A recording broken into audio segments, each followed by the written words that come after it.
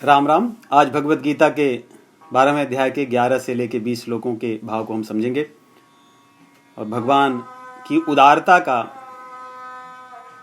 हम आनंद लेंगे कि भगवान कितने उदार हैं। तो इस 12वें अध्याय में भगवान भक्तों की या भक्त योग के गुणों की लक्षणों की चर्चा करते हैं। इनकी चर्चा करते हुए भगवान कहते हैं कि यदि आप पूर्ण रूप से अपने मन और बुद्धि को मुझ में नहीं लगा सकते तो मैं आपको दूसरा उपाय बताता हूं। क्योंकि व्यक्ति अपने संस्कारों के अनुसार, अपनी परिस्थितियों के अनुसार हर व्यक्ति वही कार्य उतनी ही दक्षता से नहीं कर सकता। इसलिए भगवान कह रहे हैं यदि आप अपनी पूर्ण रूप से मन और बुद्धि को मुझ में नहीं लगा सकते तो अपने अभ्यास के द्वारा आप प्रयास कीजिए कि मुझे पाएं, मुझको पाओ।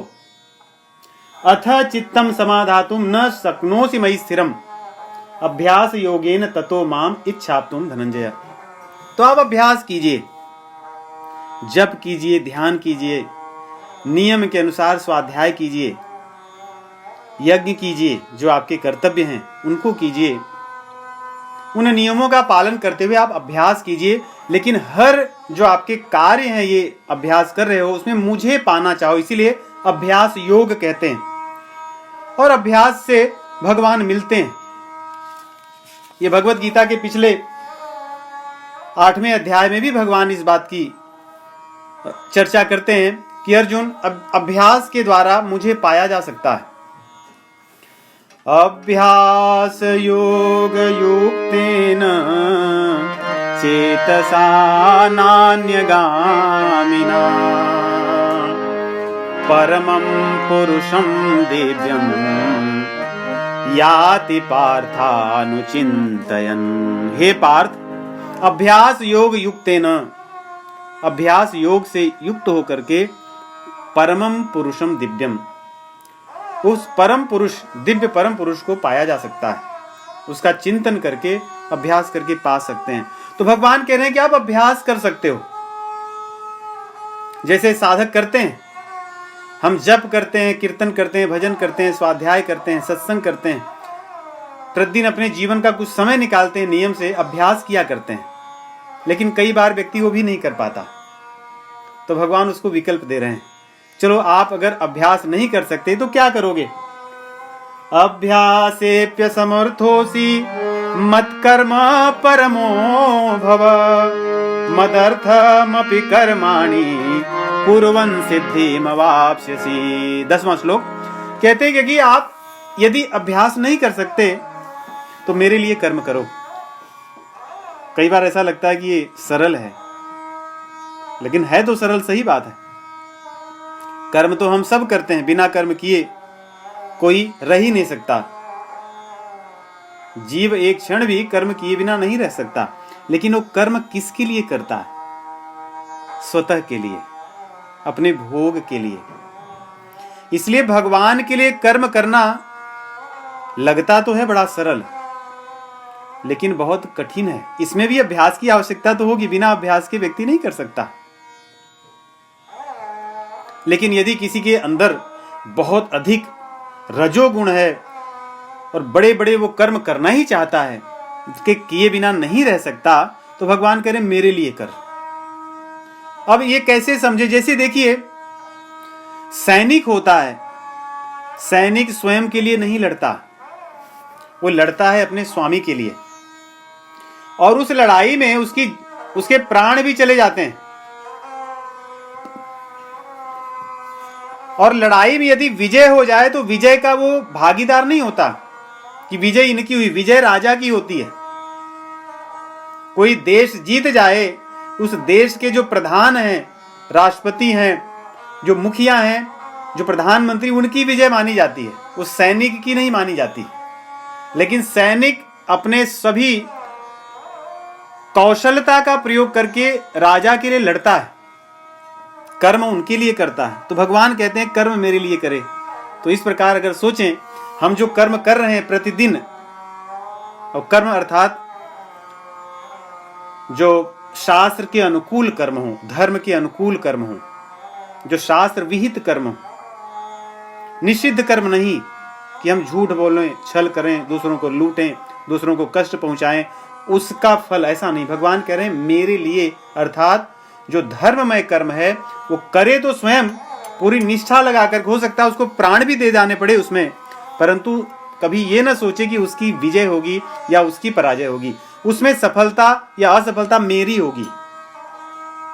ये भी कठिन कार्य है, इसलिए भगवान कहते हैं चलो ठीक है, ये भी कठिन है, अगर ये नहीं कर सकते तो क्या करोगे? अर्जुन पूछते हैं प्रभु अगर ये भी न कर सके तो भगवान कहते हैं 11वें श्लोक में, अथैतदप्यशक्तोऽसि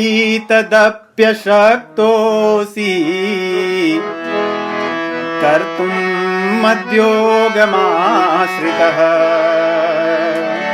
यदि तू इसको भी मद्योगमाश्रितः, मेरे लिए योग करके या मेरे आश्रित होकर के इसको करने में भी तू समर्थ नहीं है, तो सर्वकर्म फल त्यागम ततः कुरु यतात्मवान। हे यतात्मवान, या हे अपने इंद्रियों को नियंत्रित करने वाले उस भक्त की बात कहते हैं कि वो भक्त जो है अपनी इंद्रियों को, अपने शरीर को, अपने मन बुद्धि को नियंत्रित करके जो भी कर्म करे। अब यहां पे भी देखिए भगवान फिर से कह रहे हैं कि निषिद्ध कर्म नहीं, कि मेरी इच्छा ये करने की तो मैं ये करूंगा, नहीं। शास्त्र के अनुकूल जो कर्म है उनको करके उसका जो फल हो, भगवान कहते हैं कि तुम उसको मत लो। तो फिर कौन लेगा? जैसे भगवान ने कहा मेरे लिए कर्म करो तो उसकी जय विजय मेरी होगी, उसी प्रकार कह रहे हैं कि अगर वो नहीं कर सकते मेरे लिए, मुझे तुम नहीं जानते। मान लो कई बार आदमी कहे कि मैं भगवान को जानता ही नहीं, मुझे पता ही नहीं, मैं अज्ञान में हूं, तो मेरा क्या कल्याण नहीं होगा? भगवान कहते हैं तो भी हो सकता है। यदि तुम जो भी कर्म करो उस कर्म के फल को त्याग दो, उसको अपना समझो ही मत, उस फल को तुम दूसरों को अर्थात संसार के कल्याण में दे दो। अपने तन को, मन को, धन को, अपनी बुद्धि को, अपनी सामर्थ्य को, अपनी योग्यता को, अपने बल को, जो भी तुम्हारे भीतर है उसको धर्ममय कर्म करते हुए उसका जो फल है उस फल को आप भोगो मत। देखिए भगवान की उदारता, कि जो भगवान की भक्ति में लग करके, जो भगवान के ज्ञान को न जानते हुए भी अगर ये कर्म करता है तो भगवान कहते हैं उसका मैं बेड़ा पार कर देता हूं। ये कार्य तो और कठिन है। यदि व्यक्ति को ज्ञान हो तो कई बार वो चीजों का दान कर देता है, फल को दूसरों को दे देता है, लेकिन जब अज्ञानी हो, उसको किसी का ज्ञान ही न हो, तो अपने कर्मों का फल कहां से देगा किसी को? वो तो और मोह में पड़ के और लेना चाहेगा दूसरों के कर्मों के फल को। देने की बात तो छोड़ दीजिए। इसलिए ये जो क्रम भगवान बताते हैं कि अपनी मन बुद्धि को मुझ में अर्पित करो, यदि वो नहीं कर सकते अभ्यास योग करो मेरा स्मरण करने का, मुझे पाने का। अगर वो भी नहीं कर सकते मेरे लिए कर्म करो, यदि वो भी नहीं कर सकते तो जो भी धर्म है तुम्हारा कर्म है उसके फल को अर्पित कर दो, त्याग दो दूसरों की सेवा में, पर सेवा में। ये 4 श्रेणी भगवान बताते हैं। अब इन 4 श्रेणियों को कहने के बाद में भगवान कहते हैं कि हे अर्जुन, अभ्यास से बड़ा या श्रेष्ठ ज्ञान है। ध्यान से इनको सुनिए, 4 चीजों की बात भगवान कहते हैं कि अभ्यास से श्रेष्ठ ज्ञान है, और ज्ञान से श्रेष्ठ ध्यान है, और ध्यान से भी श्रेष्ठ त्याग है, और त्याग में व्यक्ति को शांति मिलती है। कभी भी आप देखिए, व्यक्ति जब त्याग करता है, त्याग में उसको सदैव शांति मिलती है। जब तक व्यक्ति का मन भोग विलास में लगा रहता है, उसके जीवन में कभी शांति नहीं आती। शांति तो सुख की आशा का त्याग कर देने से आती है। किसी से कुछ न पाने की इच्छा हो जाने पर, अर्थात दूसरों से जब हम आशा अपेक्षा न करें, इस भावना का त्याग कर दें, तो अपने आप मन में शांति आती है। यह हर व्यक्ति का अनुभव है। तो इस प्रकार भगवान कह रहे हैं कि 4 चीजें, भगवान कहते हैं श्रेयो हि ज्ञानम अभ्यासात ज्ञानात् ध्यानम विशिष्यते ध्यानात् कर्मफल त्यागम त्यागात् शांतिरनंतरम। यहाँ पे भगवान ये नहीं चर्चा कर रहे हैं कि अभ्यास योग, ज्ञान योग, भक्ति योग, ध्यान योग, कर्म योग, इसकी बात नहीं कर रहे हैं कि कोई कहे कि कर्म योग श्रेष्ठ है, उससे कम श्रेष्ठ ध्यान योग है, उससे कम श्रेष्ठ ज्ञान योग है, उससे कम श्रेष्ठ अभ्यास योग है। ऐसी चर्चा नहीं है यहाँ पे। यहाँ पे बड़ी देखिए हमारे शास्त्रों की कहने की एक शैली है और इसमें बहुत विवेक से देखें तब उसमें चीजें पता चलती कहते क्या हैं। अब इन 4 चीजों को देखिए, इनका क्रम क्या है। अभ्यास से श्रेष्ठ ज्ञान, ज्ञान से श्रेष्ठ ध्यान, ध्यान से श्रेष्ठ कर्म फल त्याग। इन्हों को इसी क्रम में अगर याद रखिए तो अब देखिए, आप कहते हैं भगवान कि ज्ञान के बिना अभ्यास का कोई महत्व नहीं है और ध्यान के बिना ज्ञान का कोई महत्व नहीं है, उसी क्रम में आप रखिए। और त्याग के बिना ध्यान का कोई महत्व नहीं है। यदि कोई व्यक्ति खूब अभ्यास करे लेकिन उसको ज्ञान ही ना हो कि क्या अभ्यास करना है तो क्या करेगा। अभ्यास तो सब कर ही रहे हैं, लोग पाठ कर रहे हैं, पूजा कर रहे हैं, बहुत बड़े बड़े अनुष्ठान कर रहे हैं, सब कर ही तो रहे हैं, कौन नहीं कर रहा। लेकिन क्या कोई ज्ञान के साथ कर रहा है उसको, जो शास्त्र में बताए गए कोई उसको मानता है। अपनी मनमानी अभ्यास करते हैं। इसलिए भगवान कहते हैं कि अभ्यास करना उतना आवश्यक नहीं है जितना ज्ञान होना आवश्यक है, क्योंकि जब ज्ञान होगा तो ज्ञान के साथ जब अभ्यास होगा वो श्रेष्ठ होगा, सफल होगा। उसी प्रकार ज्ञान और ध्यान का देखिए, भगवान कहते हैं यदि किसी ध्यान में ज्ञान न हो या किसी ज्ञान में ज्ञान होने के बाद ध्यान न हो तो उसका क्या अर्थ है। आदमी के पास ज्ञान तो खूब भरा है, उसको सब कुछ पता है, बस उसको एक कह दो वो सब चीजें बता देगा। किसी को कहो कि भाई ये जीवन क्या है, कहाँ ठीक है, जीवन में क्या है, सब मोह माया है, सब प्रपंच है, सब अपनी की हुई कर्मों की खेती है, जो जैसा करेगा वैसा भरेगा, हमें तो हमेशा अच्छी चीजें करनी। ये ज्ञान तो है व्यक्ति के जीवन में, लेकिन उस ज्ञान का प्रयोग करके क्या कोई ध्यान करता है भगवान का? नहीं करता। इसलिए ज्ञान न हो लेकिन कोई व्यक्ति ध्यान करे, भगवान में चित्त को लगाए, मन को लगाए, वो श्रेष्ठ है।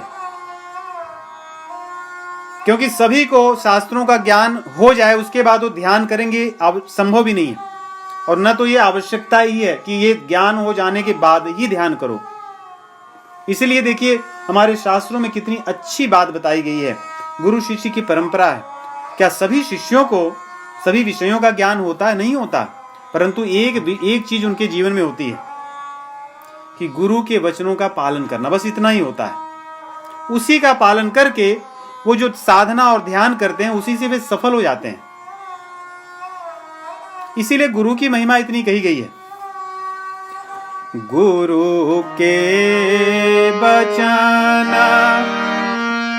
प्रतीति न जेहि, गुरु के वचन प्रतीति न जेहि, सपने हो सुलभन सुख सिद्धि तेहि, सपने हो सुलभन सुख सिद्धि तेहि, सपने हो सुलभन सुख सिद्धि तेहि। गुरु की महिमा को बताते हुए कहते हैं कि कोई भगवान शिव जी जैसा परम योगी परम भक्त क्यों न हो,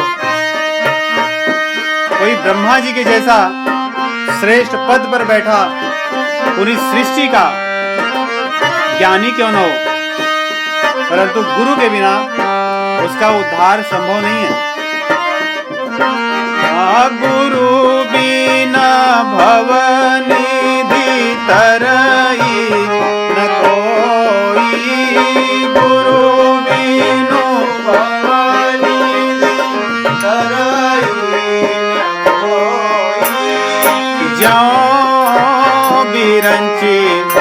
शंकर सम होई।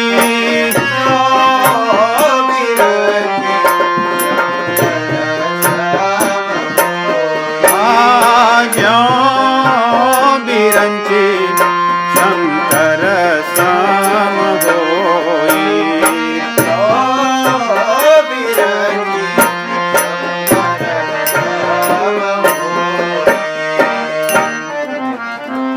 तो ज्ञान और ध्यान, इन दोनों में ध्यान की श्रेष्ठता अधिक है। ज्ञान न होने पर भी ध्यान करना आवश्यक है। और ऐसे ज्ञान का लाभ क्या, जो व्यक्ति ज्ञान तो रखा हो बहुत, परंतु ध्यान न करता हो, उस ज्ञान का उपयोग न करता हो। आगे भगवान कहते हैं कोई ध्यान तो करने वाला हो, परंतु उसके चित्त में भोग विलास संग्रह आसक्ति ये चीजें बढ़ी हुई हों, ये चीजें भरी हों, तो उसके ध्यान का फल कहां मिलेगा। ध्यान का फल तो तब मिलेगा जब उसके चित्त में संसार से वैराग्य होने लगे, आसक्ति नष्ट होने लगे, स्वयं को कर्ता न माने और अपने कर्म के फल का त्याग करे। क्योंकि जब हम चीजों का स्वयं को कर्ता मानते हैं, तभी तो उसके फल को किसी को नहीं देते। हमें लगता है कि हमने किया, ये मुझे मिला हुआ है। तो ध्यान कितना भी हम करें, परंतु चित्त में जब तक आसक्ति होगी, संग्रह की भावना होगी, भोग की भावना होगी, त्याग का अभाव होगा, तब तक उसका फल नहीं मिलेगा। तो इस क्रम में यदि हम देखें तो त्याग की बड़ी श्रेष्ठता है। त्याग होने पर ध्यान अच्छा होगा, और ध्यान होने पर ज्ञान अच्छा होगा, सफल होगा, और ज्ञान सही होने पर फिर उसका अभ्यास भी सही करेंगे। तो इस प्रकार यदि हम इसको देखें तो भगवान कह रहे हैं यहां पर कि अभ्यास के बिना ज्ञान, ज्ञान के बिना अभ्यास से श्रेष्ठ है। नहीं, ध्यान से देखिए, कह रहे हैं अभ्यास के बिना ज्ञान, ज्ञान के बिना अभ्यास से श्रेष्ठ है, और ज्ञान के बिना ध्यान, ध्यान के बिना ज्ञान से श्रेष्ठ है, और त्याग, ध्यान के बिना त्याग, ध्यान के बिना त्याग, त्याग के बिना ध्यान से श्रेष्ठ है। तो इस प्रकार भगवान इसमें श्रेष्ठता की चर्चा करते हैं कि अर्जुन, इसलिए श्रेष्ठ ये है कि आप जो भी कर्म करो उसमें त्याग की भावना से करो। और हम उदाहरण संसार में ही देखें, यदि व्यक्ति त्याग न करे, अपना परिवार भी नहीं चला पाता। जो व्यक्ति त्यागी न हो, वो कभी परिवार में सबका पालन पोषण नहीं कर सकता। मुखिया मुख सो चाहिए, खान पान को एक, पालय पोषय सकल अंग, तुलसी सहित विवेक। जो मुखिया होता है उसको सबकी पालन पोषणा तो तभी व्यक्ति कर सकता है जो त्यागी हो।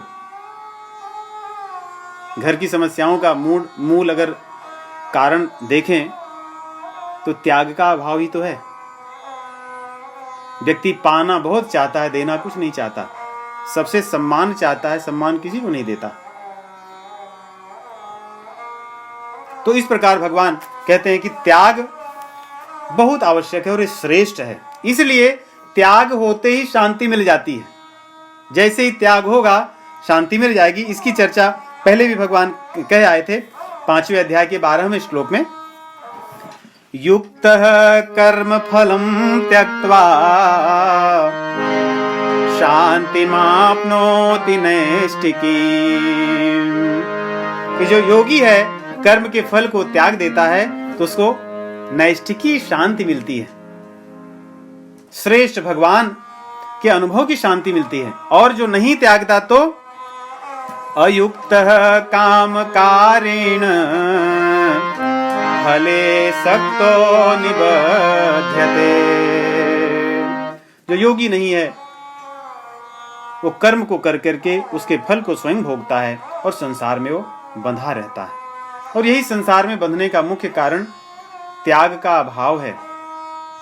हम अपनी साधना भी करेंगे, साधना में अगर त्यागेंगे नहीं, जैसे व्यक्ति का खान पान शुद्ध न हो, बिना त्याग किए वो शुद्ध नहीं हो सकता।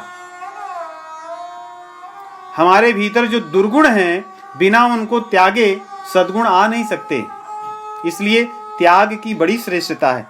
इस प्रकार भगवान यहाँ कहते हैं कि जो 4 मैंने विधि बताए उसमें त्याग बहुत आवश्यक है, इसके बिना अन्य सभी साधन उतने प्रभावकारी नहीं होंगे।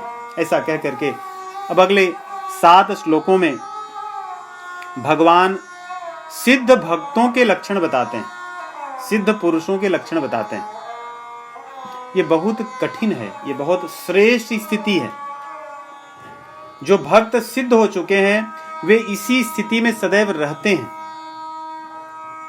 ये जो 7 श्लोक हैं, बड़ी सूक्ष्मता से इनका अध्ययन करने पर यह पता चलता है कि भगवान 4 चीजों की चर्चा करते हैं: राग, द्वेष, हर्ष और शोक।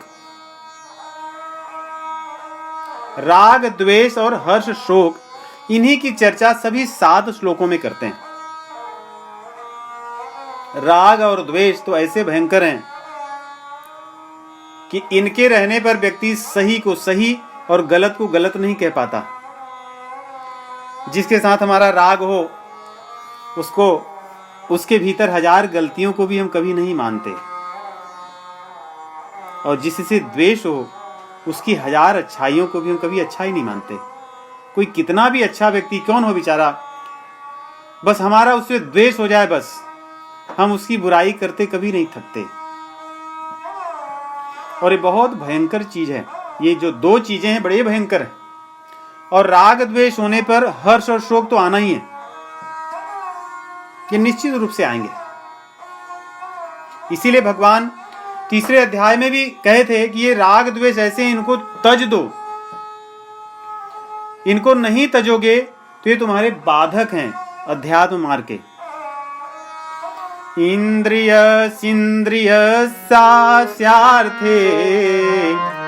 इंद्रियस्येन्द्रियस्यार्थे राग द्वेषो व्यवस्थितौ तयोर्न वशमागच्छेत् तौ ह्यस्य परिपन्थिनो। तौ ह्यस्य परिपन्थिनो। इंद्रियस्यार्थे, इंद्रियों के जो भोग विलास हैं उसमें ये बैठे रहते हैं। ये दोनों इंद्रियस्यार्थे राग द्वेष व्यवस्थितौ तयोर्न वशमागच्छेत् तौ ह्यस्य परिपन्थिनौ। ये दोनों के वश में मत होना। यदि इनके वश में हो जाओगे तो ये तुम्हें वहीं रास्ते में रोक लेंगे, ये आगे बढ़ने नहीं देंगे। तो ये दोनों की चर्चा, राग द्वेष और इनके साथ साथ हर्ष और शोक, क्योंकि राग द्वेष होंगे तो हर्ष शोक होगा ही। हमें राग हो तो जिस व्यक्ति से, उस व्यक्ति के जीवन में जब तक सब कुछ अच्छा चलता रहेगा तो हम प्रसन्न रहेंगे, और जैसे ही थोड़ी कोई बुराई होगी तो हम दुखी हो जाएंगे, शोक आ जाएगा। और यदि द्वेष हो तो जब तक उस व्यक्ति के जीवन में जिससे हमें द्वेष है बुरा चलता रहेगा तब तक हमारे मन में प्रसन्नता ही प्रसन्नता है। और जैसे ही उसके जीवन में चीजें अच्छी होने लगी बस हम दुखी हो गए, शोक हमारे भीतर प्रवेश कर गया। तो इसलिए इन 4 की चर्चा भगवान विविध प्रकार से करते हैं। देखिए इसमें राग द्वेष ये इंद्रियों में बैठे हुए ये हैं। हर्ष शोक जो होता है और दुख और सुख जो मिलता है, इनका परिणाम, ये सब हमारे मन में, इंद्रियों में, प्राणों में विकार उत्पन्न करते हैं। ये हमारे मन की, इंद्रियों की, प्राणों की, शरीर की स्थिति है। दुख सुख शोक हर्ष ये आत्मा में नहीं होता, मन में ही होता है। मन में किसी बात का दुख हो जाता है, किसी बात का आनंद होता है, सुख मिलता है। ईर्ष्या द्वेष ये सब हमारे मन की स्थितियां हैं। हर्ष शोक हमारी इंद्रियों के कारण होता है, हमारे प्राणों के कारण हमें शोक और हर्ष होता है। तो जो नश्वर, जो नष्ट होने वाली जो चीजें हैं उनके कारण ही हमें मिलती हैं, और ये कभी रहने वाली नहीं है। तो जो चीजें रहने वाली नहीं, यदि हम अपने हर्ष को, शोक को उनके ऊपर आधारित करेंगे तो सदैव बदलता रहेगा। इसलिए भगवान कहते हैं जो सिद्ध हो गए हैं, जो सिद्ध भक्त हैं, उनकी स्थिति सदैव मुझ में रहती है। इसलिए उनके गुण अलग हैं। बहुत सुंदर गुणों का कितने अच्छे ढंग से भगवान ने वर्णन किया है, जिसको सुनकर ऐसा लगता है कि ऐसे लोग कहाँ हैं। परंतु ऐसे लोग संसार में सदैव विद्यमान रहते हैं, क्योंकि संसार में भगवान के भक्त तो सदैव रहते हैं। यदि वो न रहें तो संसार में हमारे आपके जैसे लोग बैठकर कभी सत्संग नहीं कर सकते। आज हम सब सुखी हैं, चाहे जैसी स्थिति हो, ये संतों की कृपा है, उनके कारण। कहते हैं ना कि आग लगी संसार में, बड़ी बड़ी परत अंगार। संसार में आग लगी है, जल जल के बड़े बड़े सब गिर रहे हैं। जो नहीं होते संत जन, जल जाता संसार। यदि संत जन भगवान के भक्त न होते तो संसार कब से ही जलकर नष्ट हो गया होता। परंतु उनकी कृपा से ही हम सभी सत्संग का और भगवान की कृपा का अनुभव करते हैं। गोस्वामी जी लिखते हैं कि दो लोग बिना किसी स्वार्थ के सबकी सेवा करते हैं।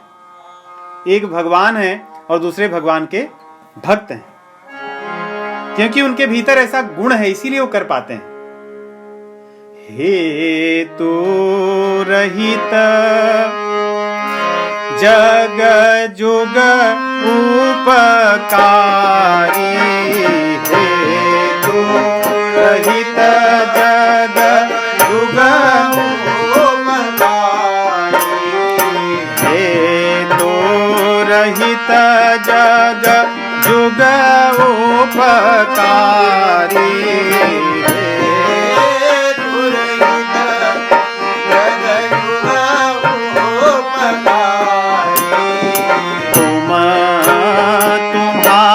सेवक असुरारी,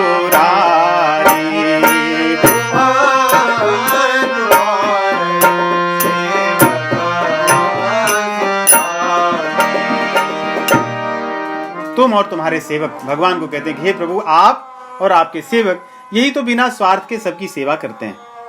इसलिए भगवान अपने उन सिद्ध भक्तों के गुणों का वर्णन करते हैं। कहते हैं जो मेरे श्रेष्ठ भक्त हैं अर्जुन, और द्वेष्टा सर्वभूतानाम, वो किसी से द्वेष नहीं करते। मैत्रः करुण एवच, सबके साथ मित्रता और करुणा की भावना रखते हैं। ये तीन जो चीजें हैं, देखिए व्यक्ति द्वेष अपने समान स्थिति वाले लोगों से करता है। संत जन अपने समान वालों से द्वेष नहीं करते, मतलब किसी भी जीव से द्वेष नहीं करते। और मैत्र और करुण, ये भावना होनी चाहिए। मित्रता व्यक्ति किससे करता है? जो बड़े से मित्रता मतलब उनसे अपनापन जोड़ना चाहता है, जिससे उसका काम बने। और व्यक्ति दया किस पर करता है? अपने छोटे लोगों को। तो भगवान के जो सिद्ध भक्त हैं, वे अपने समान लोगों से कभी द्वेष नहीं करते, अपने बड़ों के साथ सदैव मित्रता करते हैं, और अपने से जो छोटे होते हैं उन पर करुणा करते हैं, दया करते हैं। किसी के दुर्गुण को अपने हृदय में धारण नहीं करते, सबको क्षमा करते हैं। और जो व्यक्ति दुष्ट प्रवृत्ति का रहता है, जो बुरे बुरे काम करता है, उन पर भी वे दया ही करते हैं। बल्कि जो व्यक्ति दुख भोग रहा होता है, उनके ऊपर तो दया उनको आती ही है कि बेचारा इतना बुरा कर्म किया था, अपने कर्मों के कारण दुख को भोग रहा है, भगवान इसको आप क्षमा कर दें, इसके जीवन में मंगल करें। परंतु जो व्यक्ति कष्ट देता रहता है दूसरों को, दूसरों के लिए बुरे कर्म करते रहता है, संत या भगवान के सिद्ध भक्त उन पर भी दया करते हैं। उनके मन में होता है कि प्रभु ये अपने कर्म बुरा बना रहा है, इसको कब भोगेगा, ये सोचकर उनके मन में उसके प्रति दया होती है। तो इस प्रकार भगवान के श्रेष्ठ जो जन हैं, वो दया की भावना रखते हैं, करुणा की भावना रखते हैं, मित्रता की भावना सबके साथ रखते हैं, और किसी से द्वेष नहीं करते। निर्ममो निरहंकारः सम दुःख सुख क्षमी, सभी को क्षमा करते हैं। अपने प्रति किए गए किसी भी व्यवहार से उनको वे स्वयं सुख और दुख का अनुभव नहीं करते, क्योंकि उनके लिए संसार में सर्वत्र भगवान ही भगवान है। भगवान के अतिरिक्त कुछ नहीं है। यदि उन्हें जीवन में सुख मिलता है तो शायद वो भगवान उनको सुख दिए हैं जिससे वे उसका उपयोग दूसरों के कल्याण के लिए कर सकें। यदि उनके जीवन में दुख मिलता है तो उसको उसी प्रकार से ग्रहण करते हैं कि प्रभु की इच्छा है कि मैं और शुद्ध हो जाऊं। मेरे किए गए जो दुष्कर्म है उसको दे करके भगवान मुझे शुद्ध करना चाहते हैं। इसलिए वो दुख और सुख में सदैव सम रहते हैं। और भोग की भावना उनके भीतर न होने के कारण वैसे भी व्यक्ति सम हो जाता है। सिद्ध सिद्ध्यो समो भूत्वा योग समत्वम योग उच्यते। और भगवान कहते हैं दूसरे अध्याय के 48 श्लोक में कि योगस्थः कुरु कर्माणि संगम त्यक्त्वा धनंजय। सिद्ध सिद्ध्यो समो भूत्वा समत्वम योग उच्यते। कि सिद्धि सफलता हो या असफलता हो वे सभी कार्य भगवान के लिए करते हैं। उनका स्वयं का उसमें स्वार्थ नहीं होता, भोग वृत्ति नहीं होती, इसलिए उन्हें कुछ प्रभाव नहीं पड़ता, सुख दुख नहीं होता, समान रहते हैं उसमें। निर्ममो निरहंकार। न किसी से ममता होती है और ममता न होने पर फिर अहंकार भी नहीं जन्मता।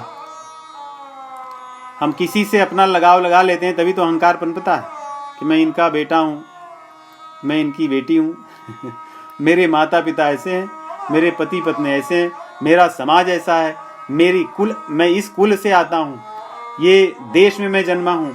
जो भी इन चीजों से जुड़े हुए अपनी ममता है वो अंततः व्यक्ति को अहंकार की तरफ ही ले जाती है। सिद्ध जनों में ऐसा कुछ नहीं होता क्योंकि भगवान के अतिरिक्त उन्हें कुछ दिखता ही नहीं। उमा जे राम चरण रत विगत काम मद क्रोध। उमा जे राम चरण रत विगत काम मद क्रोध। निज प्रभुमय देखहि जगत केहि सन करहि विरोध। निज प्रभुमय देखहि जगत केहि सन करहि विरोध। किसके साथ विरोध करें, क्योंकि सर्वत्र उन्हें भगवान ही तो दिखते हैं। भगवान के अतिरिक्त उन्हें कुछ नहीं दिखता, इसलिए किसी से उनका विरोध भी नहीं होता। इस प्रकार कहते हैं और संतुष्ट वो मेरा भक्त होता है। और संतुष्ट सततम योगी, जो मेरा भक्त है वो सदैव संतुष्ट होता है। ये संतुष्ट का अनुभव तो जीव भोगी भी करता है। जिस चीज के लिए वो प्रयास करता है वो मिलने पर कुछ समय के लिए उसके मन में संतोष तो आ ही जाता है, और लेकिन फिर से आरंभ हो जाता है, बैठने नहीं देता शांति से। व्यक्ति एक चीज मुझे ये मिल जाए बस उसके बाद मैं शांत हो जाऊंगा, मेरा यहां पे बंगला बन जाए उसके बाद मैं शांत हो जाऊंगा, नहीं एक और बन जाए उसके बाद मैं शांत रहूंगा, अब मुझे कुछ नहीं चाहिए। मेरा ये वाला व्यवसाय इतना बढ़ जाता उसके बाद मुझे कुछ नहीं चाहिए। और जैसे ही वो बन जाता है फिर उसको कोई और दिखता है, अरे इनका तो मुझसे बड़ा है, मुझे वो भी प्रयास करना है। तो व्यक्ति कभी सदैव संतुष्ट नहीं रह पाता। क्यों? क्योंकि उसने अपनी संतुष्टि को सदैव परिवर्तनशील जो पदार्थ हैं उनमें लगा रखा है। तो पदार्थ तो बदलेंगे तो उसकी संतुष्टि भी बदलेगी, वो सदैव संतुष्ट नहीं रह सकता। लेकिन संतुष्टि जो है ये भक्तों की श्रेष्ठता को दर्शाता है। भगवान राम जब माता शबरी को नवधा भक्ति का उपदेश देते हैं तो उसमें भी संतोष की बात करते हैं, और वो 8वीं भक्ति की बात करते हैं। 8वीं भक्ति मतलब सीढ़ी में जो 8वां है, जो नौवीं भक्ति है उसके एकदम पहले जो 8वीं है वहां तक की कहते हैं। जब तक संतोष नहीं होगा वो व्यक्ति श्रेष्ठ भक्ति तक नहीं पहुंच सकता। 8वां जथा लाभ संतोषा, 8वां जथा लाभ संतोषा। सपने हूँ नहीं देखई पर धोखा।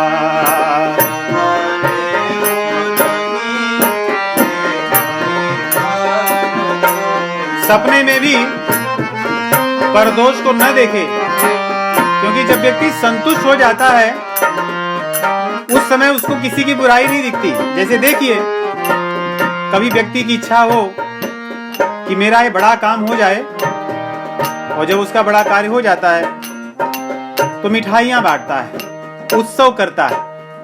उसमें वो इतना संतुष्ट होता है कि जो उसके हितैषी नहीं होते उनको भी मिठाइयां बांटता है, प्रसन्न रहता है, क्योंकि वो संतुष्ट हो जाता है। तो संतुष्ट हो जाने पर अपने आप दूसरों के भीतर बुराइयां देखने की जो लत है वो नष्ट हो जाती है। और उसी प्रकार संतोष ऐसा है कि कामनाओं को भी नष्ट कर देता है। जैसे उदित अगस्त, जैसे सूर्य जल को सोख लेता है, वैसे ही संतोष जीव के लोभ आदि दुर्गुणों को सोख लेता है। रामचरितमानस में आता है कई जगह। गोस्वामी जी कहते हैं, संतोष न रहे तो कामनाएं नष्ट नहीं हो सकती।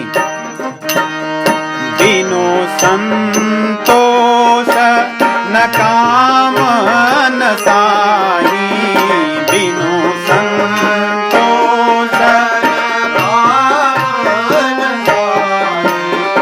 काम अछत सुख सपने नाही, काम अछत सुख। और ये संतोष ऐसा है, काम तो नष्ट कर ही देता है, लोभ को भी नष्ट करता है। उदित अगस्त्य पंथ जल सोखा, उदित अगस्त्य पंथ जल सोखा, जिमि लो भई सो भई संतोषा, जिमि लो भई, जिमि लो भई सो भई संतोषा।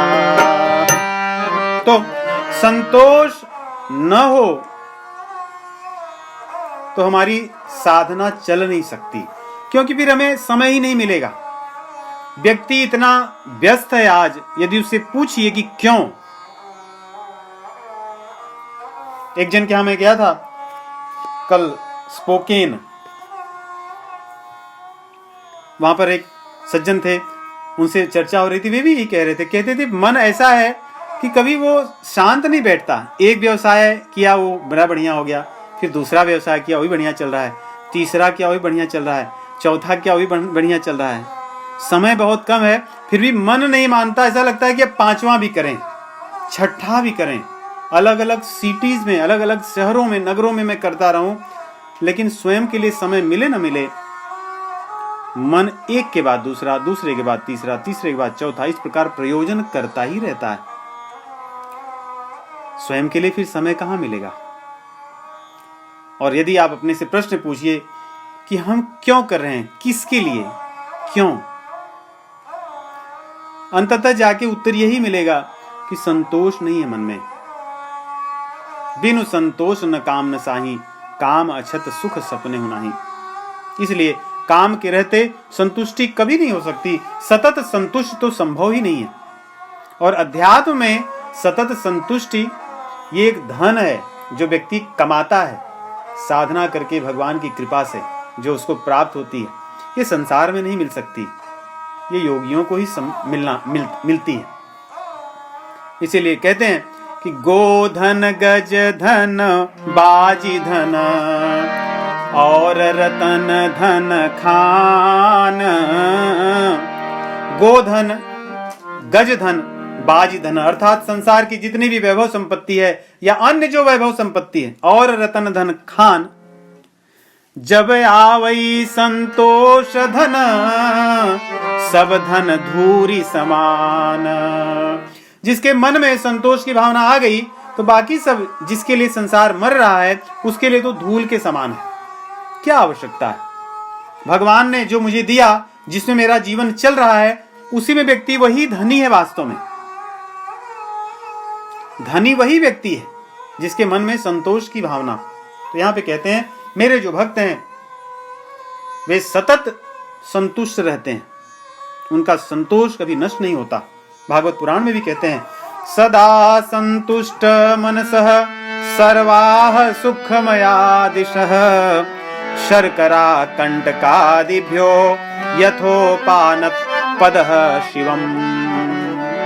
जैसे अगर हम जूता पहन ले बढ़िया, उसके बाद में कांटों के मार्ग पर, कंकड़ों के मार्ग पर चलें तो हमारा पैर सुरक्षित होता है। यदि यही जूता न पहन करके उसी मार्ग पर चलें तो हम चल नहीं सकते, कभी यहाँ कुछ धंसेगा कभी वहां।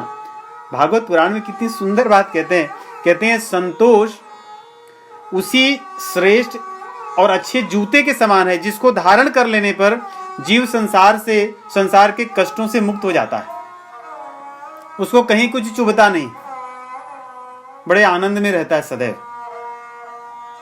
तो इस प्रकार भगवान कहते हैं कि अर्जुन मेरे जो श्रेष्ठ भक्त हैं उनके लिए न कोई द्वेष है, न वे किसी से किसी प्रकार की शत्रुता रखते हैं, सबके साथ उनकी मित्रता है, सब पर उनकी करुणा की भावना है। दुख सुख में हर्ष शोक ऐसी कोई उनके भीतर भावनाएं नहीं होती हैं, वे सदैव संतुष्ट रहते हैं और यतात्मा हैं, वो सदैव प्रयत्नशील रहते हैं, अपनी इंद्रियों को अपने वश में रखते हैं। इंद्रियां उनको अपने वश में नहीं रखती, वो गोस्वामी होते हैं, वो गोदास नहीं होते, अपनी इंद्रियों को अपने हाथ में लेकर चलते हैं, इंद्रियां उनको लेकर नहीं चल पाती। जैसे हमने भजन गाया अब मैं नाच्यों बहुत गोपाल, तो वो नाचते नहीं हैं इंद्रियों के वश में, वो भगवान के लिए नृत्य करते हैं और उनका मन और बुद्धि सदैव भगवान में लगा रहता है। तो इस प्रकार कहते हैं और ऐसे लोग ही भगवान को प्रिय हैं। इसीलिए बार बार देखोगे इन श्लोकों में भगवान एक बात कहते हैं कि ये सब लोग मुझे बहुत प्रिय हैं, ऐसे भक्त मुझे बहुत प्रिय हैं। आगे कहते हैं कि मेरा जो भक्त होता है यस्मान्नो द्विजते लोको लोकान्नो द्विजते च यः हर्षामर्ष भयोद्वेगैः मुक्तो यह सच में प्रिय। मेरा भक्त किसी को उद्वेलित नहीं करता, किसी के जीवन में उद्वेग पैदा नहीं करता अपने कर्मों से। नहीं, हम अपने कर्मों से कई बार दूसरों के जीवन में कष्ट उत्पन्न करते हैं, उद्वेग उत्पन्न करते हैं अपनी वाणी से, अपने कर्मों से। किसी को हम बात ही ऐसी कह देते हैं कि बेचारा बहुत दिनों तक सोचता और दुखी रहता है कि कैसे कह दिए। कहते हैं मेरा भक्त संसार में किसी के जीवन में उद्वेग नहीं उत्पन्न करता और न तो किसी से वो उद्वेलित होता है, उसको भी किसी से कष्ट नहीं होता। हाँ, अगर कोई जानबूझकर भक्त से ईर्ष्या करे तो उसमें उसका कुछ क्या हाथ है? अब जैसे कोई व्यक्ति भजन कीर्तन कर रहा है, संतुष्ट है, अब कोई व्यक्ति उससे द्वेष करने लगे तो उसमें उस भक्त का क्या? वो तो उस व्यक्ति की कमी है, लेकिन भक्त नहीं करता। हर्ष अमर्ष भयोद्वेगैः, हर्ष अमर्ष भय और उद्वेग। उद्वेग देखिए तीसरी बार आ रहा है। यह उद्वेग इसलिए है जैसे किसी व्यक्ति के कर्म से भक्त को दुख नहीं होता, न तो भक्त अपने कर्म से किसी के जीवन में उद्वेग उत्पन्न करता है। और यहां कह रहे हैं भगवान कह रहे हैं कि मेरा भक्त फिर से उद्वेलित नहीं होता कि अपने ही कर्म से, जैसे बहुत मेहनत की उसका फल नहीं मिला तो ऐसा नहीं कि निराश होके एकदम दुखी होकर के परेशान हो जाएगा कि अब हो गया जो होना था, मैंने इतना पूजा किया, पाठ किया, भक्ति की, जप किया, साधना किया, कोई मतलब नहीं है। कहते हैं ऐसा उसके जीवन में कुछ नहीं होता, वो तो वैसे ही रहता है। उसको कोई फल उसकी इच्छा अनुरूप मिले न मिले, अनुकूल हो प्रतिकूल हो, उससे उसके मन में कोई उद्वेग उत्पन्न नहीं होता अपने ही कर्मों से। और हर्ष और अमर्ष, देखिए हर्षित व्यक्ति कब होता है? जब अपने जीवन में सब कुछ बढ़िया चलता रहे, अपनी इच्छा अनुसार सब चीजें मिलती रहें। तो हर्ष और अमर्ष में इतना ही अंतर है कि अपने जीवन में सब कुछ अच्छा चलता रहे, अपनी इच्छा अनुसार परिस्थितियां मिलती रहे, सुख समृद्धि मिली रहे तो हर्ष होता है। यही चीज दूसरे के जीवन में हो जाए तो अमर्ष हो जाता है। बस इतना ही अंतर है। दूसरे के जीवन में सब कुछ बढ़िया चलता रहे, आदमी दुखी रहता है देखकर कि इनका तो सब कुछ बढ़िया चलता है। उसके जीवन में सब कुछ अनुकूल परिस्थितियां रहे, सुख समृद्धि बनी रहे, तो व्यक्ति अमर्षित रहता है, उसके जीवन में अमर्ष हो जाता है। भगवान कहते हैं मेरे सिद्ध भक्त के जीवन में ऐसा कुछ नहीं होता, न तो अपने कारण न तो दूसरों के कारण उसको न तो हर्ष है न तो अमर्ष है। और भय और उद्वेग, भयभीत व्यक्ति होता है जब उसकी कामना होती है। कामना के लिए व्यक्ति कर्म करता है और उस कर्म के मार्ग में यदि बाधा हो और बाधा करने वाला कोई शक्तिशाली व्यक्ति हो तो फिर व्यक्ति भयभीत रहता है, और कोई कमजोर हो तो उस पर क्रोध कर लेता है। तो जब मेरे भगवान कह रहे हैं जो मेरा भक्त है वो संतुष्ट सततम योगी, सदैव संतुष्ट है, उसकी कुछ ऐसी कामनाएं नहीं है, इसलिए उसको किसी से भय नहीं रहता, निर्भय रहता है। और वैसे ही मेरे चरणों में रहता है, मेरा चरण ही निर्भय प्रदान करने वाला है, अभय देने वाला है। मैं तो अभय दान दाता हूं, तो मेरी शरण होता है, इसलिए उसको भय तो होता ही नहीं। इस प्रकार करके आगे भगवान कहते हैं इन्हीं बातों को देखिए, हर्ष, शोक, राग और द्वेष, इन्हीं चीजों को अलग अलग परिस्थितियों या अलग अलग भावनाओं के अनुसार जो भक्तों के होते हैं उनको व्यक्त कर रहे हैं। कह रहे हैं अनपेक्ष शुचिर दक्ष उदासीनो गतभ्यः, उसको किसी से अपेक्षा नहीं होती, कुछ नहीं चाहता हो किसी से। उसके जीवन में सुचिता होती है, पवित्रता होती है, उसका मन पवित्र होता है, उसका जीवन पवित्र होता है, उसका कर्म पवित्र होता है, और वो दक्ष होता है। ये ध्यान देने की बात है कि भगवान का भक्त दक्ष होता है। दक्षता की परिभाषा ऐसी है कि जिस कार्य को आपको करने के लिए कहा गया है उसको आप सही ढंग से कर लें, वही दक्षता है। जिस कार्य को आपको करने के लिए कहा गया है उसको अच्छे से न करके उसके आसपास की बहुत सी चीजें सब कर लें आप, वो दक्षता नहीं है। हाँ, जिस कार्य को करने के लिए कहा गया उसको बहुत अच्छे से करके फिर उससे संबंधित अगर चीजों को आप अच्छा कर लें तो अच्छी बात है, तो दक्षता है। इसलिए जो भगवान के भक्त हैं, जो सिद्ध पुरुष हैं, वे दक्ष हैं, क्योंकि मानव शरीर उन्होंने जिसलिए पाया है उस प्रयोजन को उन्होंने पूरा कर लिया है और अपने स्वभाव से, अपने कर्मों से दूसरों के जीवन में भी सहायता कर रहे हैं, जिससे वे भी अपने उद्देश्य को प्राप्त कर लें। यही दक्षता है। दक्षता ये नहीं कि मानव शरीर पा करके हम भोग विलास करें। मानव शरीर पा करके, जैसे सूरदास जी कहते हैं कि मैं बहुत नाचा, इतना नाचा कि जल में थल में ऐसी कौन सी योनि थी जिसमें मैं नहीं शरीर धारण किया, वो दक्षता नहीं है। रामचरितमानस में लिखते हैं कि इस तन का फल विषय भोगना नहीं है। यही तन कर फल विषय न भाई, यही तन कर फल विषय न भाई, स्वर्ग स्वल्प अंत दुखदाई,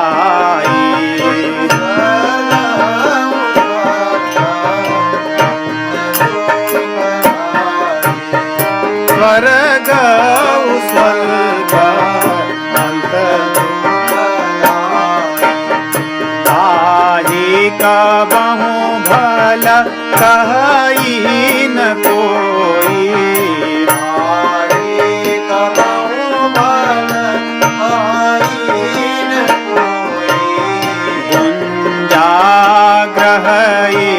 परस मनि खोई,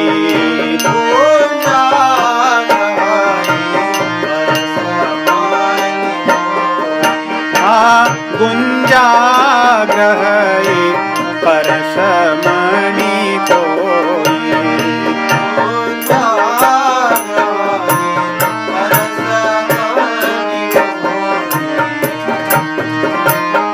कोई गुंजा ग्रहण कर ले अर्थात परसमणि को छोड़ दे, अनमोल रत्न को छोड़ करके कोई व्यक्ति कांच ले ले, या गुंजा मतलब घोंघची होती है, जैसे समुद्र के किनारे वो जिसमें घोंघा रहते हैं, जिसको स्नेल या इस तरह के, उसको ले ले और परसमणि को छोड़ दे, तो मूर्खता है। या हीरे को छोड़ करके कांच ले ले और प्रसन्न हो जाए कि मैं पा गया। ये शरीर तो मिला है भगवान को पाने लिए, परंतु हम केवल भोग विलास को पाएं, ये दक्षता नहीं है।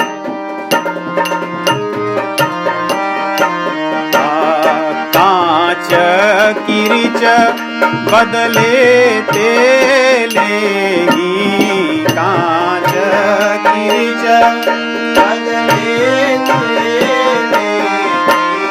करते दारी रतन सठ देही।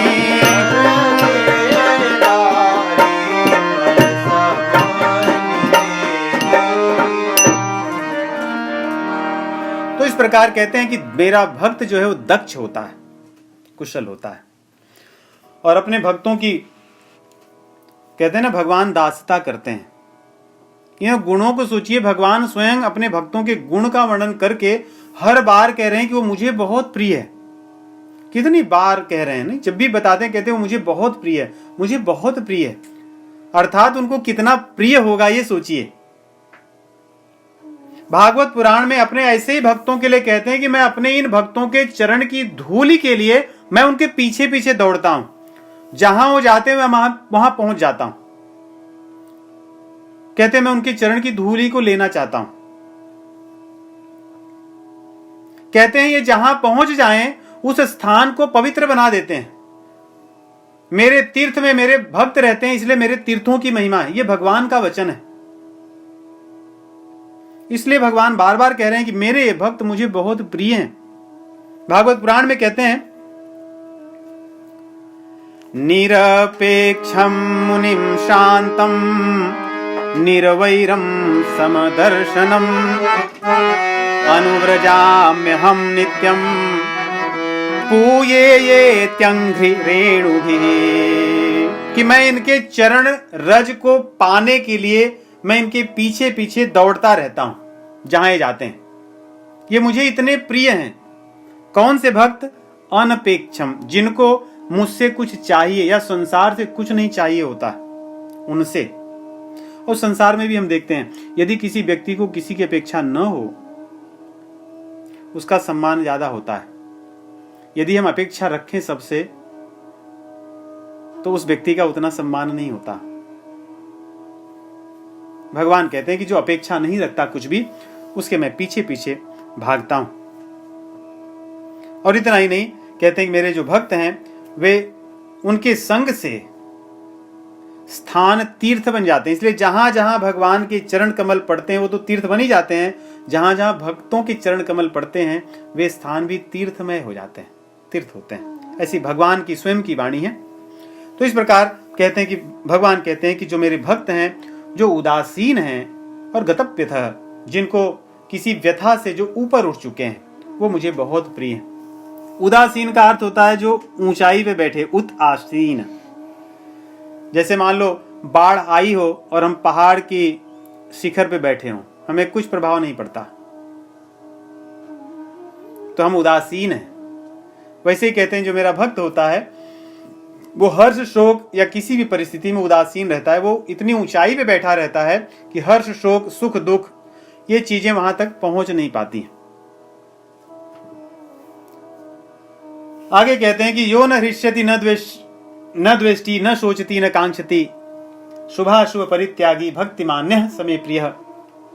मेरा जो भक्त है न तो हर्षित होता है अच्छी चीजों को पा करके, न तो विपरीत परिस्थितियों को पाकर उसके मन में द्वेष होता है, और न शोचती न कांक्षती, न तो किसी चीज की कामना करता है और न तो किसी चीज का शोक मनाता है। इसका बहुत सुंदर उदाहरण स्वामी राम सुखदास जी महाराज देते हैं। इतना सुंदर उदाहरण कि एक उदाहरण से सारी चीजें स्पष्ट हो जाती है। कहते हैं कि मान लो कोई व्यक्ति अंधेरे में हो, अंधेरे में यदि प्रकाश हो जाए तो प्रकाश के होते ही उस व्यक्ति के मन में हर्ष उत्पन्न होगा कि प्रसन्न हो गया, अच्छा। क्यों? क्योंकि अंधेरा था। और यदि कोई व्यक्ति आकर के उस दीपक को, जिससे प्रकाश हुआ था, उसको अगर बुझा दे तो उसको द्वेष होगा, क्रोध होगा। उसके मन में जो प्रसन्नता हुई थी, क्योंकि अंधकार चले जाने के कारण थी, और फिर बुझ जाने पर फिर उसको मन में शोक होगा और द्वेष होगा, और उसके मन में कामना उत्पन्न होगी कि फिर से कोई जला दे इस दीपक को, उसको पाने की इच्छा होगी। क्यों? क्योंकि पहले अंधेरा था, प्रकाश हुआ था, अब फिर से बुझ गया, तो फिर से कामना उत्पन्न हुई है कि वो कोई आकर के जला दे, और एक तरह से उसके मन में चिंता उत्पन्न होगी, शोक होगा कि कब जलेगा दीपक, कब कोई आएंगे, कब जलाएंगे। इस प्रकार जो व्यक्ति अंधेरे में था, उसके जीवन में कुछ समय के लिए प्रकाश आने पर किस प्रकार उसमें शोक भी होता है, प्रसन्नता भी होती है, कामना भी होती है, और द्वेष भी होता है। उसी प्रकार जो लोग, परंतु अगर कोई मान लो व्यक्ति दोपहर में बैठा हो सूर्य के सामने खुले आकाश में, उसको इन सब की कोई चिंता नहीं है कि प्रकाश आएगा कि जाएगा, कोई बुझाएगा कि क्या करेगा, वो सदैव प्रसन्न ही रहेगा। न तो उसके मन में दीपक जलाने की इच्छा होगी, न तो कोई अगर दीपक जला के बुझा दिया तो क्या होगा। मान लो कोई व्यक्ति दोपहर में बैठा है, कोई आया, दीपक जलाया और बुझा दिया, कुछ प्रभाव नहीं पड़ता, क्योंकि वो सदैव प्रकाश में है, तीव्र प्रकाश में है। वैसे ही जो भगवान के प्रकाश में बैठे हैं, भगवान की कृपा रूपी प्रकाश में बैठे हैं, उनके जीवन में संसार या सांसारिक वस्तुओं का अभाव, अंधकार, इनका कोई प्रभाव नहीं पड़ता। इसलिए राम जी कहते हैं कि जो मेरे सम्मुख हो जाता है, उसके जीवन के सारे जो अघ थे, पाप थे, अंधकार थे, वो नष्ट हो जाते हैं, वो सदैव प्रकाशमान हो जाता है, सदैव आनंद में रहता है। सन्मुख होय जीव मुझ जबहि, जन्म कोटि अघ नासै तबहि। इसलिए जो भगवान के सम्मुख हैं, जो भगवान में लगे हुए भगवान के भक्त हैं, उनके जीवन में कभी इस प्रकार की स्थितियां उत्पन्न नहीं होती, न उन्हें चिंता होती है, हर्ष शोक इससे वे ऊपर उठ जाते हैं, और न तो उनके भीतर किसी को लेकर द्वेष होता है। वो सदैव आनंद में रहते हैं। इसको कह के आगे भगवान 2 श्लोकों में पुनः इन्हीं बातों को अलग ढंग से कहते हैं उसको न तो शत्रु होते हैं न मित्र होते हैं। जिनको राग द्वेष होता है उन्हीं तो शत्रु मित्र होते हैं।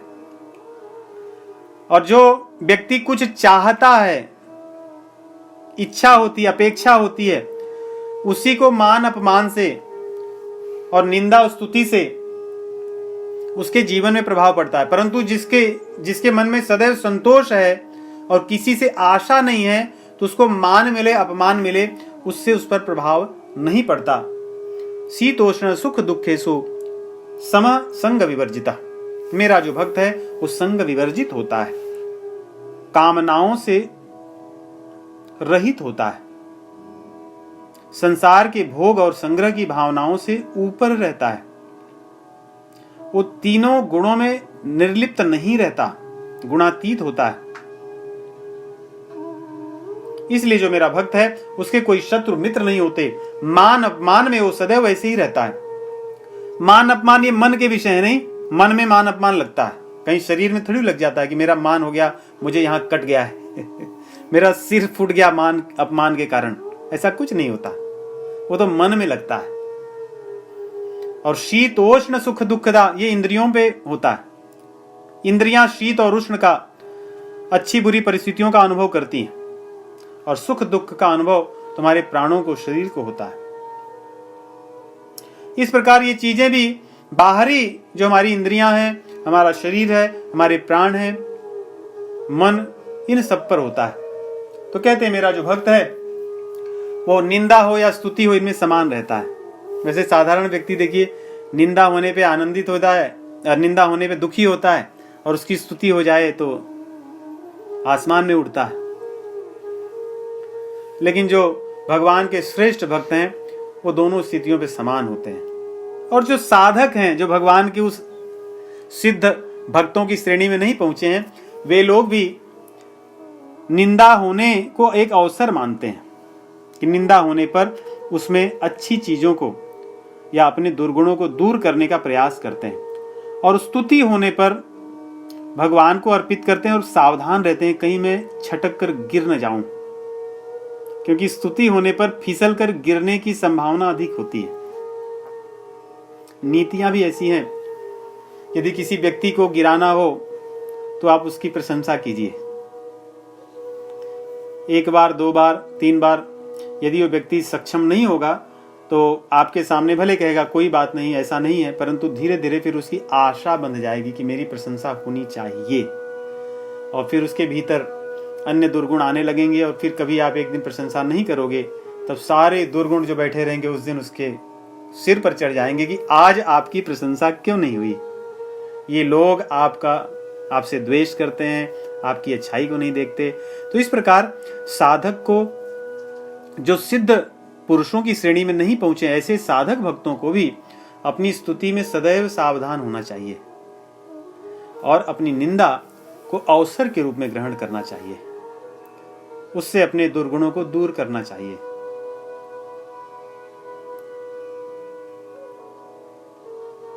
यदि कोई व्यक्ति हमें हमारे हित की बात कहे, उसको सुनते ही जो हमारी पहली प्रतिक्रिया होती है, आवर फर्स्ट रिएक्शन, उसी से हम अपना देख सकते हैं कि हम उसकी बताई हुई बात को किस प्रकार से ग्रहण कर रहे हैं। यदि हमारा कोई हितैषी हमें अच्छी बात बताए, उसको सुनते ही हमारी प्रतिक्रिया उसको ना करके या उस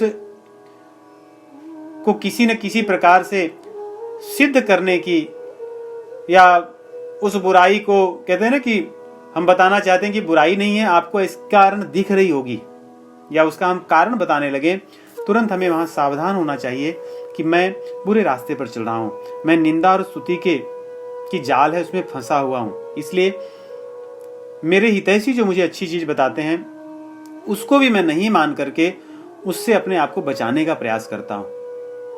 तो ये चीज हमें ध्यान रखनी चाहिए साधकों को। हमारी कोई निंदा करे या हमें कोई अच्छी बात बताए तो हमारी अपनी प्रतिक्रिया को बदलना चाहिए भीतर से। उसको श्रवण करके उस व्यक्ति के प्रति कृतज्ञता का भाव होना चाहिए और उन बुराइयों को दूर करना चाहिए। और कोई हमारी स्तुति करे उसमें भी हमें सावधानी से ये सोचना चाहिए कि भगवान की कृपा से मैं कुछ करने योग्य हूं, और ये इनके भीतर कितना अच्छा गुण है कि ये उसको देख रहे हैं। मेरा कोई गुण नहीं है, ये इन्हीं का गुण है जो ये देख पाते हैं मेरी भीतर कुछ अच्छाइयों को जो कि है नहीं। तो इस प्रकार भगवान यहाँ पे कहते हैं कि जो मेरा भक्त है, तुल्य निंदा सुतिर मौनी संतुष्टो येन केनचित, पुनः संतुष्टि की बात कर रहे हैं कि किसी भी प्रकार से संतुष्ट रहे, किसी भी परिस्थिति में वो संतुष्ट रहे और मौनी हो। मौनी अर्थात मननशील हो, मेरा मनन करे, जीवों का कैसे कल्याण हो इस प्रकार का मनन करे, उसके लिए कर्म करे, उसके लिए चिंतन करे। कई बार मौन का अर्थ हम लोग सोचते हैं मुंह बंद कर लें, कुछ न बोलें, परंतु मौन का अर्थ होता है अपनी सभी इंद्रियों को, अपने सभी विचारों को, भावनाओं को भगवान में लगाना मौन है। तो यदि हम कीर्तन करते हैं मन लगा के, वो भी मौन है। कभी हमारे बीच जैसे कोई नहीं रहते, चले जाते हैं संसार से, तो हम लोग कई बार मौन हो जाते हैं कुछ मिनट के लिए।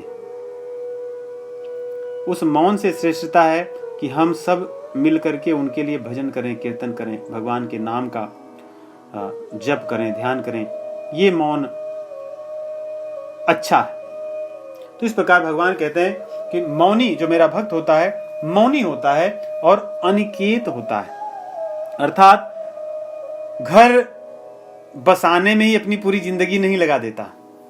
अनिकेत मतलब ऐसा नहीं कि सड़क पर रहता है, होमलेस, ऐसा नहीं है। अनिकेत मतलब घर में ही नहीं बसा रहता। जैसे कई लोगों के मन में सदैव घर ही बसा रहता है। कहते हैं मेरे सिद्ध भक्त के मन में ऐसा नहीं रहता, वो रहते हुए भी घर में नहीं रहता और न तो अपने हृदय में घर को बसा करके रखता है। और इस तरह की बात भगवान कई बार कहें। रामचरितमानस में भगवान अनिकेत के लिए कहते हैं अनारंभ अनिकेत अमानी, अनारंभ अनिकेत अमानी, अनघय रोख दक्ष विज्ञानी,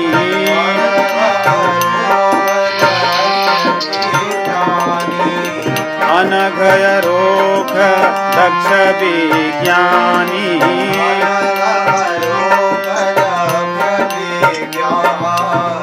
कि मेरा जो भक्त है वो दक्ष और विज्ञानी होता है, अनिकेत होता है, अनारंभ होता है, जो कह आए कि शुभाशुभ परित्यागी। शुभाशुभ परित्यागी अर्थात बहुत से प्रपंचों को पालकर वो नहीं चलता संसार को पाने के लिए, प्रपंच से बाहर निकलता है। अधिकतर हम संसार में भोग के लिए, देखिए एक कर्म करना और भोग के लिए कर्म करना दोनों में अंतर है। यदि हम भोग के लिए कर्म करते हैं वो कर्म निंदनीय है। यदि अपनी वृत्ति के अनुसार सभी के कल्याण के लिए कर्म करते हैं वही सराहनीय या वही धर्ममय कर्म है। तो भगवान कहते हैं कि सर्वारंभ परित्यागी, जो कह आए हैं कि जो शुभाशुभ परित्यागी, सर्वारंभ परित्यागी, मेरा भक्त भोग विलास के लिए बहुत बड़े बड़े प्रपंच नहीं रचता, वो संतुष्ट रहता है जैसी भी स्थिति हो, मौनी होता है, मननशील होता है जीवों के कल्याण के लिए, और स्थिरमति होता है। यह भी बहुत आवश्यक है। कई बार हम मन में आ जाता है, सब चीजें करने लगते हैं, 1 दिन 2 दिन, हफ्ते 10 दिन, महीने 2 महीने, बाद में से फिर से अपनी उसी स्थिति में आ जाते हैं। स्वभाव के कारण व्यक्ति कोई कार्य आरंभ करता है, अपनी अच्छाइयों को, अपने भीतर अच्छाइयों को बढ़ाना चाहता है, लेकिन कुछ दिन करने के बाद में फिर से वहीं चले जाता है जहां से शुरू किया था। उसी प्रकार बातों को न मानना, आलस में रहना, प्रमाद में रहना, जबकि चाहा तो था अच्छा बनना। क्यों? क्योंकि उसकी मति स्थिर नहीं थी। भगवत गीता में भगवान स्थिर मति की महत्ता को बार बार कहें। दूसरे अध्याय में भी उन्होंने कहा था, व्यवसायात्मिका बुद्धि रे के है कुरुनंदना, कि हमारी बुद्धि व्यवसायिक हो। अगर व्यवसायिक नहीं होगी, अलग अलग चीजों में बुद्धि लगी रहेगी, एक केंद्रित बुद्धि जिसको फोकस्ड माइंड कहते हैं, अगर वो नहीं होगा तो हम अध्यात्म मार्ग में लंबे समय तक नहीं चल पाएंगे। क्योंकि बहुशाखा अनंताश्च बुद्धयो व्यवसायी नाम, हमारी बुद्धि यदि बहुशाखा वाली होगी तो भगवान के मार्ग पर हम नहीं चल सकते। भोग ऐश्वर्य प्रसक्ता नाम तया अपहृत चेतसाम, भोग इन सब के कारण अगर हमारी बुद्धि हरी गई है तो हमें कभी समाधि में हम नहीं बैठ सकते। व्यवसायात्मिका बुद्धि समाधौ न विधीयते, यदि हमारी व्यवसायी बुद्धि न हो, केंद्रित बुद्धि न हो, स्थिर मति न हो, तो हम समाधि में नहीं बैठ सकते। समाधि मतलब परमात्मा में मन को नहीं लगा सकते लंबे समय तक। तो भगवान यहाँ पे ये सब चीजें कहने के बाद में कहते हैं कि वे लोग मुझे बहुत प्रिय हैं, ऐसे लोग जिनके गुणों की चर्चा मैं कर रहा हूं। तो ये 7 श्लोक तो सिद्ध भक्तों के थे। अब जो 20वां श्लोक है इस अध्याय का, ये साधकों के लिए। इन सभी श्लोकों में देखिए 13 से लेकर 19 तक भगवान ने कहा कि वे लोग मुझे प्रिय हैं। भक्तिमान लोग मतलब जैसे धनवान मतलब जिसके मन में धन की महत्ता हो, विद्वान जिसके भीतर विद्वता की महत्ता हो। यहां भगवान कहते हैं भक्तिमान अर्थात जिसके भीतर भक्ति की महानता हो। कहते हैं ये लोग मुझे प्रिय हैं।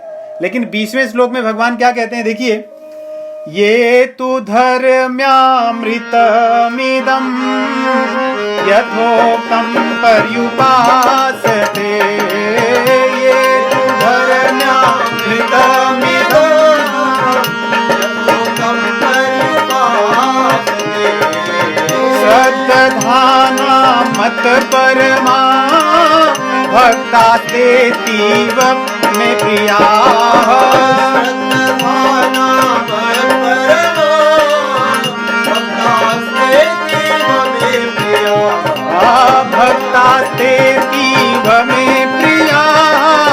भक्तास्ते दीव मे प्रिया, भक्तास्ते दीव मे प्रिया, भक्तास्ते दीव मे प्रिया। और दूसरी एक और भी अच्छी बात है, एक विशेष बात है कि 13 से 19 तक के श्लोकों में भगवान एक वचन का प्रयोग करते हैं। सब जगह देखेंगे एक वचन का ही प्रयोग है, परंतु 20वें श्लोक में बहुवचन का प्रयोग है।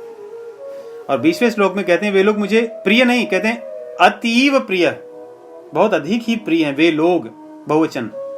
ये साधकों के लिए कहते हैं जो सिद्ध नहीं हुए हैं परंतु सिद्ध बनना चाहते हैं। ये भगवान की उदारता यही है, यही भगवान की अहेतुकी कृपा है कि जो लोग सिद्ध नहीं हुए परंतु सिद्ध बनने की इच्छा रखते हैं वे लोग भगवान को बहुत अधिक प्रिय हैं। क्योंकि जो लोग सिद्ध हो चुके हैं वो तो पहुंच चुके हैं, वो तो आनंद ले रहे हैं, परंतु जो सिद्ध नहीं हुए हैं, साधक हैं, वे चाहते हैं भगवान को पाना। इसलिए भगवान उन लोगों के ऋणी ही रहते हैं कि मेरा ये जो भक्त है ये मुझे पाया नहीं है, मेरे आनंद को इसने अभी तक पाया नहीं, फिर भी लगा है। इसी श्रद्धा को तो देखिए।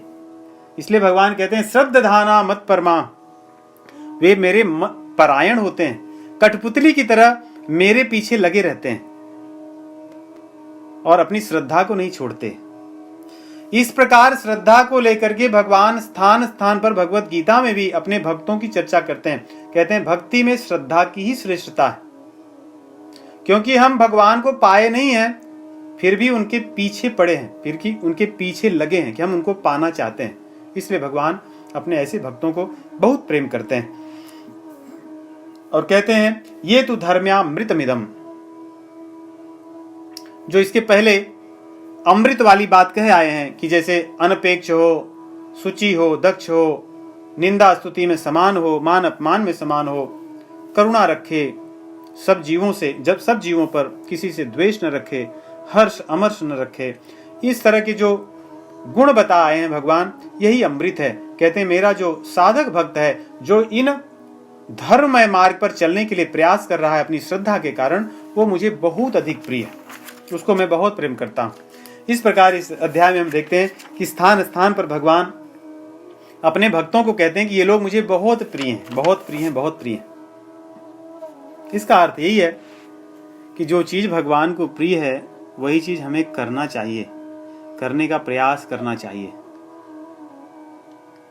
संसार में यदि हम किसी को अपना माने और वो व्यक्ति कहे कि मुझे ये चीज प्रिय है, तो हम उसके लिए लग जाते हैं, उसकी प्रसन्नता के लिए। और ये नीति है, ये धर्म है। परंतु भगवान को जो चीजें प्रिय हैं उन चीजों को हम नहीं कर पाते, उनकी तरफ हमारा ध्यान नहीं जाता, ये हमारा दुर्भाग्य है। और भगवान को तो हम नहीं मिले, उनका तो दर्शन हमने नहीं किया, परंतु भगवान के जो भक्त हैं उनके दर्शन को तो हमने किया। इसलिए उन्हें जो प्रिय हो वो हमें करना चाहिए, यही भगवान को प्रिय है। क्योंकि भगवान को तो हम नहीं मिले हैं, परंतु भगवान के भक्तों को मिले हैं, इसलिए उनकी प्रसन्नता के लिए जो चीज उन्हें प्रिय हो उसको हमें करना चाहिए। ये बड़ी गूढ़ बात है, ये बात सर्वत्र शास्त्रों में कही गई है। इससे भगवान प्रसन्न होते हैं, इससे हमारी भक्ति बढ़ती है। रामचरितमानस में भगवान श्री रामचंद्र जी कहते हैं कि मुझे प्रिय कौन है, वो भी ये बात को कहते हैं। भगवान कहते हैं अखिल विश्व यह मोर उपाया,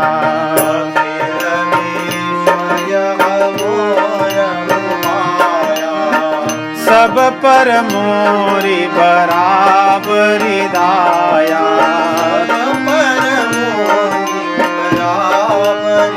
ये संपूर्ण विश्व मैंने उपजाया, भगवान कहते हैं, और इसमें जितने जीव हैं सबको मैं समान रूप से प्रेम करता हूं।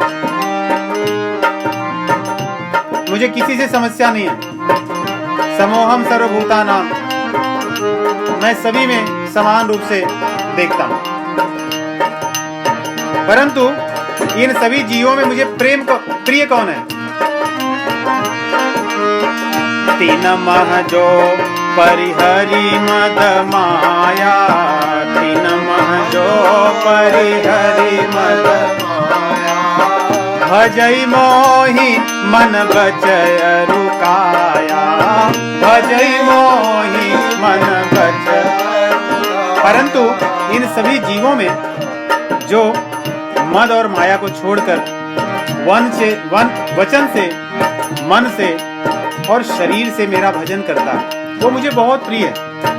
और क्यों न हो, आगे और कहते हैं, और ऐसा जीव कोई भी हो, स्त्री हो, पुरुष हो, नपुंसक हो, किसी प्रकार का जीव हो, भगवान कहते हैं पुरुष नपुंसक नारीवा जीव चराचर कोई पुरुष नपुंसक नारीवा जीव चराचर कोई सर्व भाव भज कपट तजी मोहि परम प्रिय सोई सर्व भाव भज कपट तजी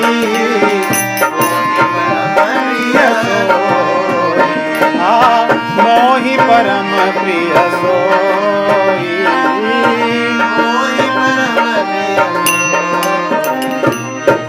मोहि परम प्रिय सोई जो मुझे भजन करता है। सर्वभाव भज कपट तजी। तो इस प्रकार भगवान कहते हैं कि मुझे ये लोग बहुत प्रिय हैं और मुझे क्या प्रिय है। इसलिए जो भगवान के जन हैं, भगवान के जो भक्त हैं, जो सिद्ध पुरुष हैं, जो साधक हैं, सभी के लक्षणों को बताते हुए भगवान अपनी भावना को व्यक्त करते हैं कि मुझे प्रिय क्या है। और हम सभी का धर्म है कि भगवान की जो इच्छा है उसकी पूर्ति करें, उसका पालन करें, उनकी जो इच्छा है। यही हमारा धर्म है, यही भक्ति है और यही करने से अभ्यास होगा, हमारी साधना सफल होगी और अंत में हमें सिद्धि की प्राप्ति होगी। यहीं पे 12वां अध्याय का उपसंहार होता है। आगे 13वें अध्याय को हम पढ़ेंगे अगले सप्ताह। राम राम।